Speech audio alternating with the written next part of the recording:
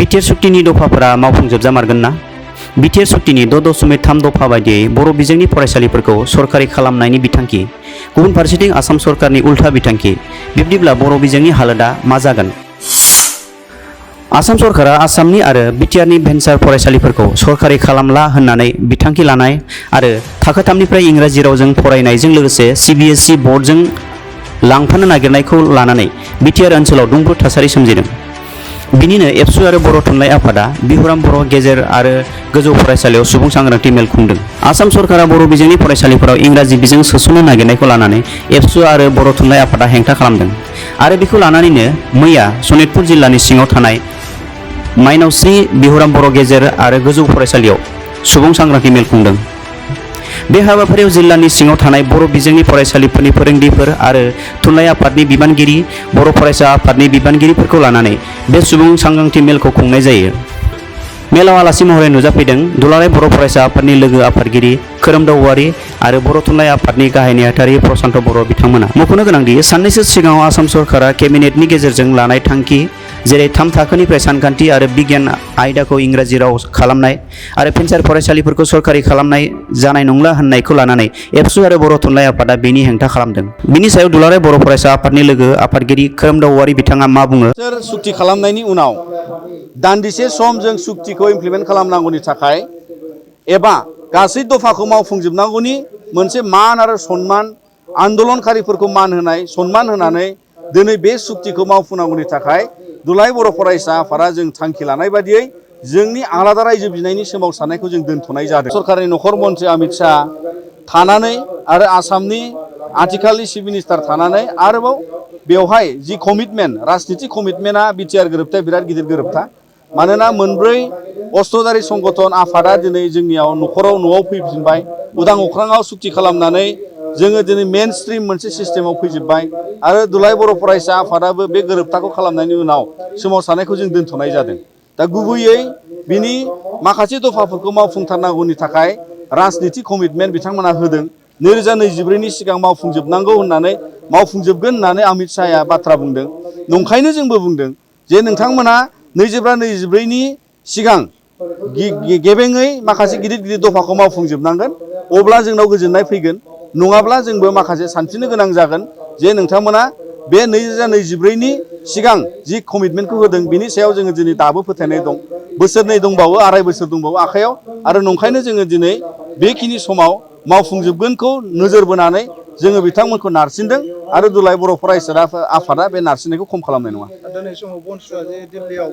जों बिदिन्थि महरैबो नुबाय जे बालकफुङाव थानाय जे लाल बाहादुर शास्त्री एमइ स्कुला बिथांमोना बेखौ फैनानै इंलिस मिडियामाव CBSE आव कनभार्ट खालामनो थाखाय मोननै हारिनि फरायनांगौनि थाखाय बर' बिजोंनि एमइ स्कुलखौ आपग्रेड खालामनानै हायार सेकेन्डारिसिम लांनायाव CBSE जों लांनो होनना बुंनायखौबो जों गनायनाय नङा। मानो होनबा दिनै बेयाव बर' बिजोंखौ बुथारनायनि मोनसे लक्षण ओंखारदों आरो बेनो बिथांमोननि इंलिस मिडियामाव कनभार्ट खालामनो नागिरनायनि थांखिया आरो बे बिथांखिखौ जों जातीय संगठन बा साफ्रोम बर' सुबुङा बेखौ गनायनो हाया। मानोना जों हारि हिसाबै थांना थागोनबा बर' बिजों थागोन, हारि हिसाबै थांना थागोनबा बर' थुनलाइखौ सिबिनानै थांना थागोन आरो हारि हिसाबै थांना थागोनबा बर' राव थुनलाइ सोलोंथाइजों जोङो हारिमु आरो दोरों गासिखौबो जों रैखा होना लांनांगोन। दा बेनिखायनो दिनै आसाम सरकारनि फारसे आरोबाव बेखौ नोजोर बोनो खावलायदों जाहाथे बेफोर बिथांखिया दिनै हारिनि बिरुदि, बेफोर बिथांखिया दिनै मोनसे बिजोंनि बिरुदि आरो बिनिखायनो दिनै जों आसाम सरकारनि सायाव गोख्रोङै सुबुं सांग्रांथि होदों जाहाथे जोंनि आइ आफा बिदा फंबाय रायजो राजाया बर' बिजों फरायसालिखौ मोनसेबो सरकारि प्रभिन्सियेलाइज फरायसालिखौ आपग्रेड खालामनायजों लोगोसे CBSE इंलिश मडेल बायदिसिनायाव जाहाथे रावबो खालायनो होनाङा बिनि सायाव जोङो सांग्रांथि होदों आरो जाहाथे बियो दाजाथों जोंनि ओनसोलाव आरो बेखौ आसाम गभर्नमेन्टनि सायाव जों नारसिनो। बिटिआर एकर्डनि माखासे दफाखौ अलरेडि आसाम सरकारा मावफुंदों जों नुदों। बिनि गेजेरजों माखासे खामानिया प्रसेसआव दं, जेरै अल्टारेसन अफ बाउन्डारिनि खोथा, बेवहाय कमिसनावहाय दानानै कमिसना खामानि मावगासिनो दङ आरो सनितपुर बिश्वनाथ सिमलुगुरि गासै माखासे डिमान्ड दङ जोंनि सिगनेटरि अर्गानाइजेसनफोरनिफ्राय आरो दुलाराय बर' फरायसा आफादा थोंजोङै बिनि सायाव जों खामानि मावगासिनो आरो बेखायनो दिनै कमिसना मोनसे थिरांथायाव फैनो थाखाय नाजागासिनो आरो बे खामानिया दिनैहाय कमिसननि खामानिजों लोगोसे दुलाराय बर' फरायसा आफादा जोंनो नांगौसेबां जोंनि जेसेबां जोङो डेटा पय्ट माने फेक्ट जों हिसाब होनांगौ बा इनफरमेसन होनांगौ जोङो कमिसनजों बाहागो लानानै बे खामानिखौ मावगासिनो दं आरो बियो दफायाबो मावफुंजानांगौ आरो बिनिखायनो जायखिजाया दफानि नोजोराव आसाम गभर्नमेन्ट आरो भारत सरकारा मावफुङालासिनो थानायनि नोजोर बोयोबा नोजोर जायोबा एबा बिथांमोना बिनि सायाव जुदि एलेहुवा खालामोबा दुलाराय बर' फरायसा आफादा जोङो सिरि थानाय नङा। मोनसे बाथ्राखौ जों खोनाबाय थादों जुदि बर' बिजोंनि फरायसालिफोराव बेबायदि इंराजि रावखौ सोसननानै होयोब्ला 50% इंराजि बिजोंनि फरायसालि जागोन आरो बर' बिजोंनि फरायसालिफोरा थांना थानाया गोब्राब जागोन।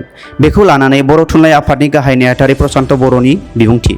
सरकारजों जों सावरायगोन सरकारा जुदि गनायनानै बे जेंनाखौ सुस्राङो आरो बर' बिजोंनि बेरेखा थांखिफोरखौ दैखांनानै लायो अब्ला जोंहा बुंनांगौ जेबो गैया किन्तु सरकारा जुदि गावनि थांखिनिफ्राय दोरोदा अब्ला जोंबो फिन सोमावसारफिननांगोन बे फिन खनसे बर'फ्रा खौसेयै सोमावसारनांगौनि मानसिक भाबै साखाफारा जानो थाखाय जों बे सांग्रांथि मेलनि गेजेरजों बर' रायजो राजाफोरखौ खावलायदों। नोंथांमोना नैबे समस्याखौ लानानै सरकारजों सावरायनायखौ जों खोनानो मोनदोंमोन बेनि फिथाइया माबायदि?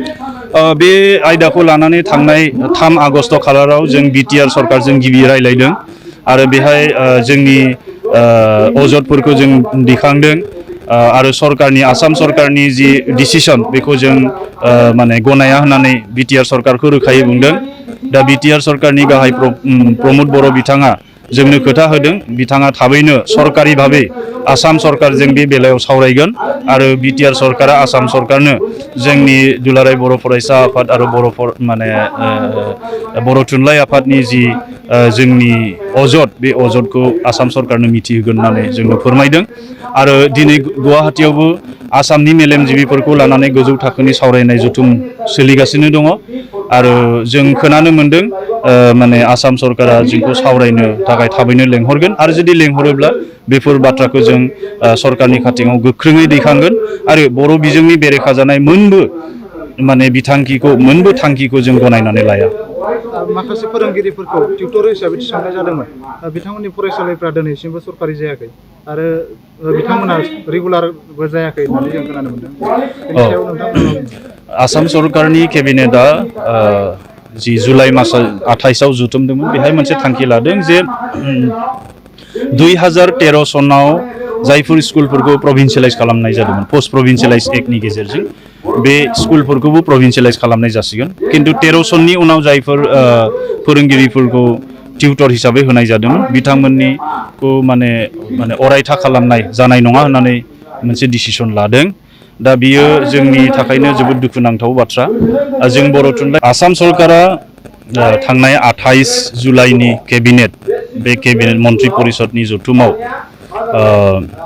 आसामाव भेन्सार फरायसालिफोरखौ प्रभिन्सियेलाइज खालामनाय जानाय नङा आरो आसामनि जेसेबां सरकारि फरायसालि दङ बेहाय साइन्स एन्ड मेथ्स बे मोननै आयदाखौ इंराजियाव फोरोंनाय जागोन थाखो 3निफ्राय गोजौ थाखोसिम आरो लोगोसे मिक्स मिडियाम फरायसालिफोरखौ इंराजि मिडियामाव बारस्लायहोनाय जागोन बेबायदि माखासे थांखि लादों जाय थांखिफोरा जोंनि बर' बिजों थांनानै थानायनि थाखाय मोनसे गिदिर चेलेन्ज हिसाबै माने नुजादों।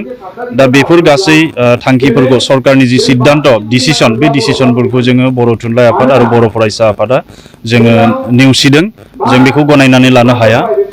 बेनिखायनो बे आयदाखौ लानानै जोंनि माने बिटिआरनि जेसेबां जिल्लाफोर दं बेहाय जोङो सुबुं सांग्रांथि मेल खुंदों आरो दिनै सनितपुरावबो बे सांग्रांथि मेलखौ खुंदों।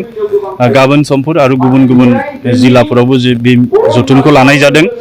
जोंनि थांखिया जादों सरकारनि जे बर' बिजों बेरेखा पलिसि लादों बे पलिसिनि बेरेखायै जों रायजो राजाफोरा माबोरै गसंथेगोन बेखौ सांग्रांथि लाबोनाय आरो रायजो राजाफोरनि सुबुरुन आरो दिथाखौ लानानै जों आवगायलांनो थाखाय बे माने मेलखौ लानाय जादों आरो नोंथांमोननि गेजेरजों जों बेखौ बुंनो नागिरदों दा सनितपुर जिल्लायाव गोबांथार भेन्सार फरायसालिफोर दङ आरो बेहाय माने हा हुनि जेंनानि थाखायबो फरायसालिफोरखौ प्रभिन्सियेलाइज खालामनो हानाय जायाखिसै फारसेथिं सरकारि EGS आपग्रेडेड स्कुलफोर दङ नाथाय बेयावबो फोरोंगिरि माने मासि सोरजिनाय जायाखै बे हिसाबै बे जायगायाव बर'फ्रा गोबां खस्थ'नि गेजेरजों बर' बिजोंखौ फोथांनानै लाखिदों आरो बेनि बर' रायजो राजाफोरा मिजिंथिदोंमोन बिटिआर सुक्तिनि 6.3 क्लजनि गेजेरजों बे जेंनाफोरा जोबगोन होननानै नाथाय बावैसो आसाम सरकारा जि आसामाव आरो कुनु माने भेन्सार फरायसालिफोरखौ प्रभिन्सियेलाइज खालामनाय जानाय नङा होननानै बुंदों।